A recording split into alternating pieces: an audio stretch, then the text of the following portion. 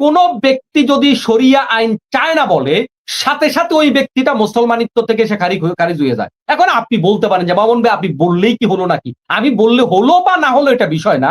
আপনি যেই কোন স্কলারের কাছে যিনি পণ্ডিত এই বিষয়ের উপরে তাকে প্রশ্ন করুন, বাংলাদেশের সাথে শরিয়া আইন যায়।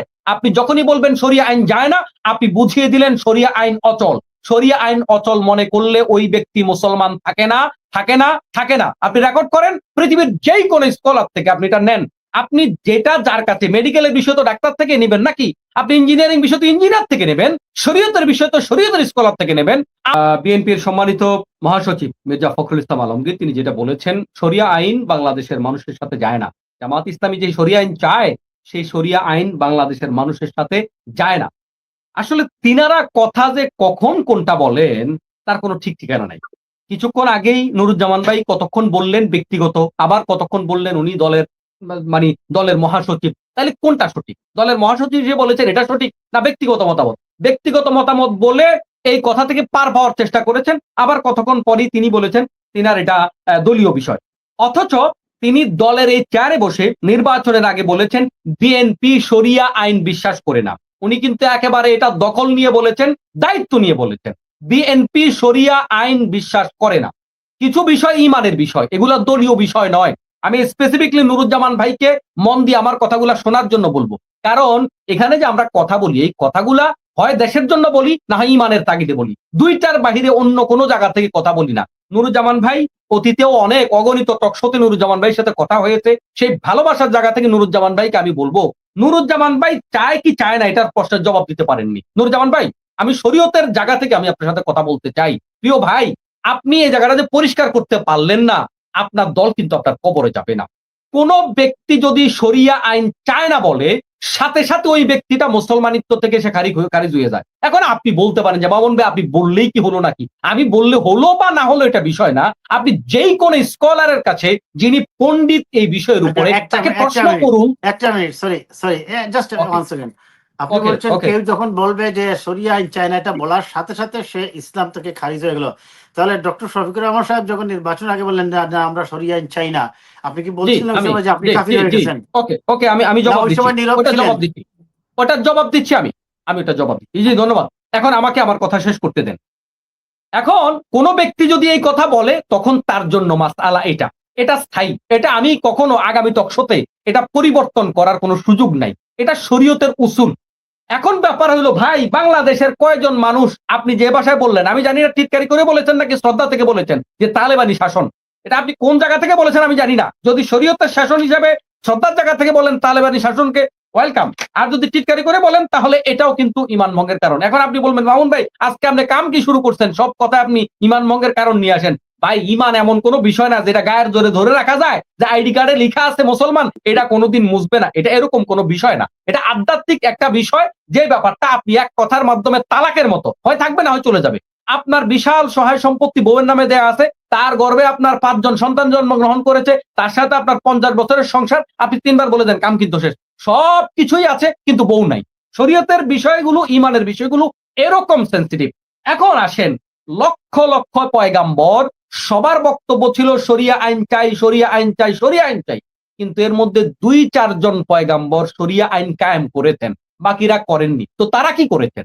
তারা চেষ্টা করেছেন, চেষ্টা করতে করতে কেউ শহীদ হয়ে গেছেন, চেষ্টা করতে করতে কেউ আহত হয়েছেন, চেষ্টা করতে করতে কেউ মরে গেছেন, এভাবে দুনিয়া থেকে চলে গেছেন।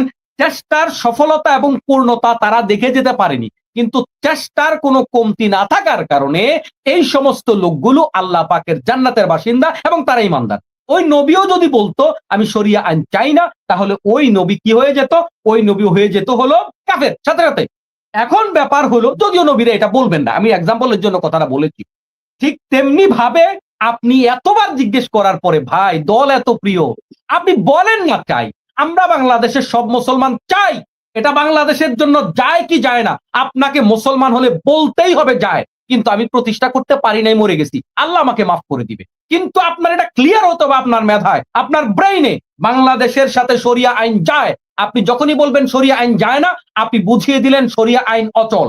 শরিয়া আইন অচল মনে করলে ওই ব্যক্তি মুসলমান থাকে না, থাকে না, থাকে না। আপনি রেকর্ড করেন, পৃথিবীর যেই কোন স্কলার থেকে আপনি এটা নেন। আপনি যেটা যার কাছে, মেডিকেলের বিষয় তো ডাক্তার থেকে নেবেন নাকি, আপনি ইঞ্জিনিয়ারিং বিষয় তো ইঞ্জিনিয়ার থেকে নেবেন, শরীয়তের বিষয় তো শরীয়তের স্কলার থেকে নেবেন। আমাকে ধরেন আপনার কাছে মনে হলো যে মামুন ভাই আপনার সাথে অনেক টকশো করেছি, আপনি তো একটু জামাত ঘেঁষা মানুষ, ঠিক আছে আমার থেকে আপনি ফতোয়া নেওয়ার দরকার নাই।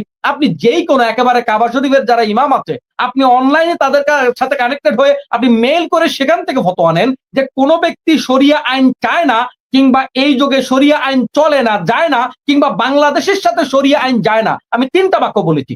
এই বাক্য বললে তার ইমান থাকে কিনা, হ্যাঁ অথবা না। আপনি যেই কোনো বিশ্ববিদ্যালয়ের স্টাডিজ ডিপার্টমেন্টের আপনি একজন ভালো অধ্যাপক থেকে আপনি এটার জন্য লিখিত আপনি ফতোয়া চাইলে নিতে পারেন। কিন্তু এইটা আমি এত মানে আমি যত কনফিডেন্টলি বলতে পারলাম দ্যাট মিনস আমি এটা জানি।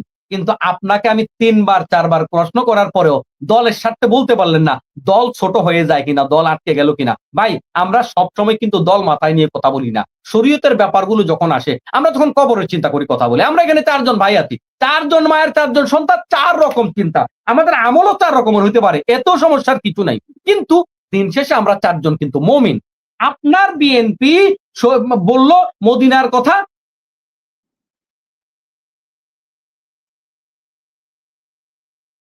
জি মামুন ভাই শুনতে পাচ্ছেন আপনাকে।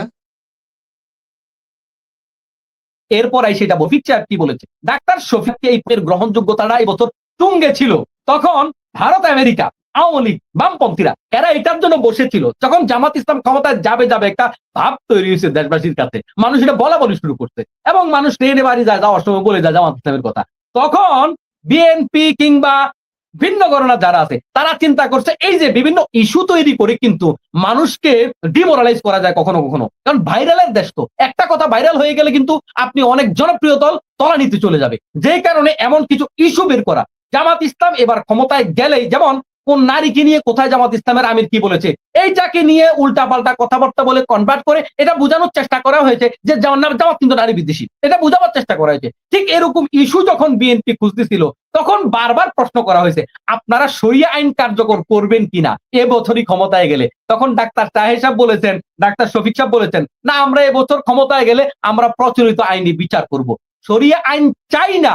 আমি দায়িত্ব নিয়ে বলছি এই শব্দ বলেনি, বলেছে আপনারা কেমনে চালাবেন। তখন বলেছে কথাটা কৌশল করে, কারণ এরা তো এই রেকর্ডটার জন্য বসেছিল, কারণ কালকে এই ঢোলটা বাজাবে এই যে মা বোনেরা আগামীকাল কিন্তু জামাত ইসলাম ক্ষমতায় গেলে কিন্তু হাত কেটে দেবে। আর জামাত ইসলামও খুব ভালোভাবে বুঝে শরীয়তের সকল বিভাগগুলা কায়েম করার জন্য এটা পর্যায়ক্রমে করতে হয়, এটা একদিনে হয় না। এমনকি এটা রাসূল সাল্লাল্লাহু আলাইহি ওয়াসাল্লামের আমলেও হয়নি।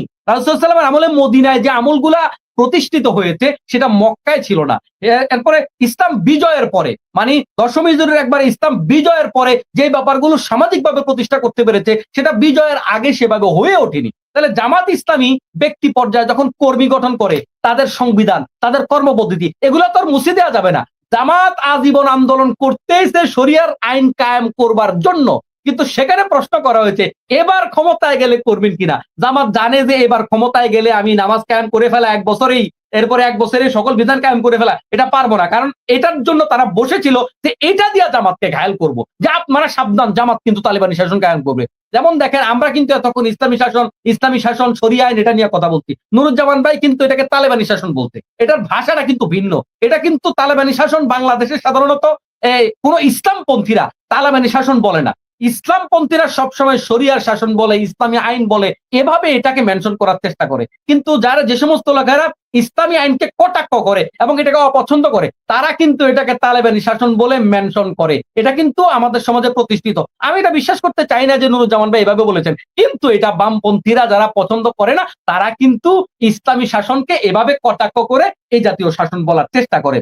আমি যে কথাটা বলতে চাইছি এই জন্য ডাক্তার শফিক সাহেব কেন বলেছে, ডাক্তার শফিক সাহেব অস্বীকার করে এই কথা একবারের জন্য বলেনি এবং চলে না এটা মোটেও বলেননি। বরং ডাক্তার শফিক সাহেবের বক্তব্যগুলো আপনি শুনলে এটা বুঝবেন যে রাসূল সাল্লাল্লাহু আলাইহি ওয়াসাল্লামের সুন্নাহগুলো এই জামানায় সচল সচল এবং সচল, এবং এটা আমরা বলে বেড়াই সব জায়গায়। অতএব এটার জবাব হচ্ছে এটাকে কনভার্ট করার কোনো সুযোগ নেই। এটা উনি এটা বলেনি। আরেকটা বিষয় বলছেন রাজনৈতিক বক্তব্য, যে ফখরুদ্দিন সাহেব এটা রাজনৈতিক বক্তব্য দিয়েছেন। আমার প্রিয় নুরুজ্জামান ভাই বলেছেন দেখুন ভাই শরীয়তের ব্যাপারগুলাকে রাজনৈতিক বক্তব্য বলে হ্যাঁ করার সুযোগ নাই। আমি শুরুতে বলেছি ভাই শ্রদ্ধার সাথে বলছি আমি আজকের কোনো বক্তব্য রাজনৈতিকভাবে দেইনি এবং আপনাদেরকে কাউকে আঘাত দেওয়ার জন্য বলিনি। এই ব্যাপারটা খুবই সেনসিটিভ। আমি অনুরোধ করব আমি আমার কলিজার টুকরা নুরুজ্জামান ভাইকে যে নুরুজ্জামান ভাই এই ব্যাপারটা কোনো স্কলার থেকে ক্লিয়ার হবেন, না হয় কিন্তু আপনার সাথে আমার যে সম্পর্ক হতে পারে, পরকালেও তো আল্লাহ আপনার সাথে আমার পরিচয় করিয়ে দিতে পারে, কিন্তু এই জায়গাটাতে বিশাল বড় গ্যাপ হয়ে যাবে। কারণ হচ্ছে শরীয়তের এই জাতীয় ব্যাপারগুলো অনেক সেন্সিটিভ, তো এটা বললেও ভুল, মানে জেনে বললেও ভুল হয়ে যাবে, না জেনে বললেও ভুল হয়ে যাবে। যেমনটা আপনি ধরুন, কোন ব্যক্তি যদি জেনে বিষাক্ত জিনিস খায়, বিষ খায়, সে যেমন মারা যাবে, না জেনে খেলেও মারা যাবে। শরীয়তের কিছু কিছু সেন্সিটিভ ব্যাপার অনেকটা এরকম, যেই কারণে এই ব্যাপারগুলো আমাদের জ্ঞান রেখে কথা বলা উচিত।